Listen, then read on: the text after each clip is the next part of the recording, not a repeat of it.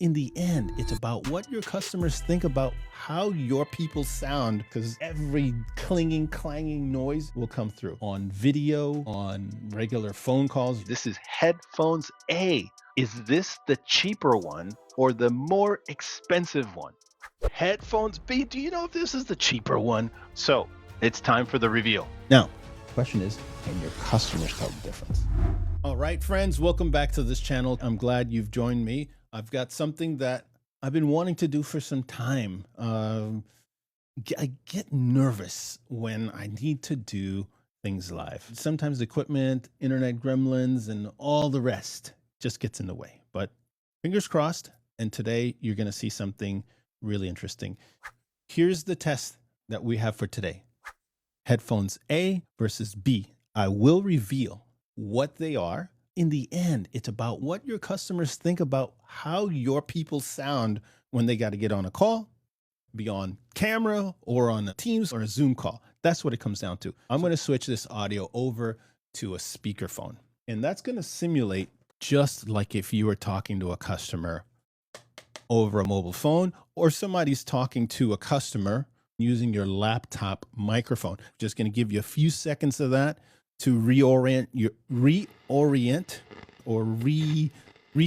your ears.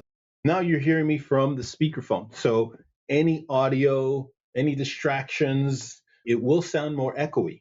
That in itself isn't the best for customer interactions. Let's go to headphones A. We're going to go a little blind here. And the best way to do that is for me to cover this lens. So here we go. And uno, dos. So right now we are on headphones A. Is this the cheaper one or the more expensive one? Now, in order to really test this, because I'm sitting in a room that's fairly quiet, what I'm going to do now is walk out the back of my backyard. You should still be able to hear my voice. Hopefully the internet gremlins don't kick in. It's summertime while this is being recorded. I was out earlier. The cicadas were in full swing. So here we go. And I'm walking out the back. So if you're still hearing me, I am running a test right now. I'm just taking a look around the yard, just like if you had to go take your dog out for a walk. You're working from home or you have your team, they work from home. I guarantee you, if they have dogs, they're going to want to take them for a walk. And if you have a dog, you know you got to let it out. That could happen while you're on a Zoom call. Maybe you're not that person that has to talk, but you have to listen. So a couple of things happening: range, distance, signal strength, microphone noise canceling quality, all of that comes into play. So I'm still outside. And in between me and you right now, there are several trees, there's a fence, there's a door, there's a glass door, there's a wall. So there's a lot of things that can make this signal go real screwy. So now let's pretend like our dog is done doing her business. I'm walking back and I'm going to come right through this glass door and I'm going to put this back down. So I'm back on speakerphone. Before we go to headphones B, is this the cheaper or the more expensive one? Because when this box arrives from your favorite online store, whether you bought one or you bought 100 for your team, one thing that is new: if you order on Amazon, which you probably do, you can now get tech support from the US with people that know exactly what the products that you're buying, just like the ones that we're talking about and testing today. And not only that, that support can be done right on your mobile phone with 2 clicks, and that support request goes right to my team. It's like having trained IT professionals ready to answer your requests Monday through Friday, right through the Amazon mobile app. Here's the catch: make sure that it says Global Tech Worldwide on your order. If it doesn't say Global Tech Worldwide, you will not get the US-based tech support from my trained crew. Let's go on to test numero dos. So now I got to cover you up again and go anonymous. Here we go. This is headphones B. Do you know if this is the cheaper one or this is the more expensive one? I don't know if you know, but it's a brand name that everybody who has bought something in the last 10 years probably recognizes. I'm getting up out of my chair. We're going to go to the same spot as before. I'm in the backyard again. And if you've had a puppy, you know that a puppy sometimes needs to go out 6 to 8 times a day. I know I had a puppy when they were in that little puppy stage. We just kept letting her go outside as much as she wanted. That reduced the accidents. Now I'm outside at the same spot. I walk through my yard. I'm at the same distance that I was before. I just heard a little which tells me that the signal may have gotten corrupted. And that's another thing that the signal does this get corrupted when you move it, because both of these headphones don't have the exact same specification when it comes to electronics, the way they connect over Bluetooth, the way the dongles are built, the way the antennas are inside of the headphones themselves. All right. So this should give you a good idea. I'm walking back now through the yard and I'm getting ready to sit at my desk. And we will have the great reveal here just shortly. I'm going to switch the audio and give you a quick back and forth. So this is headphones B. Now I'm going to go to headphones A and then we have a reveal. So this is headphones A. Which one sounded better, A or B? Which one sounded clearer as I walked out the backyard? Now the testing is done. So that was the tests. Which one did you think? Drop it in the comments. Let me know which one you thought was better, which one you liked, which one you thought was the winner here. Now, your mind may change when you see what they are and what they cost. Let's go to the prices. A lot of people start there. Some people go to the reviews. The prices you see for headphones A is the cheaper one by almost $100, nearly $100. Headphones B is the more expensive of the two. Why is that? Well, there's several reasons. One, headphones A is a newer player on the market. They've been around for quite some time, but they're newer in the headphones arena than player B. So could you tell the difference? Now, the question is, can your customers tell the difference? All right, so now let's go to the reveal. Headphones A is the BH74 by Yealink, and headphones B is the Jabra Evolve2 65. This is headphones A, the Yealink BH74. Very good headsets. I've been using this particular one for about 7 months now. Very impressed. There's a lot of new updates.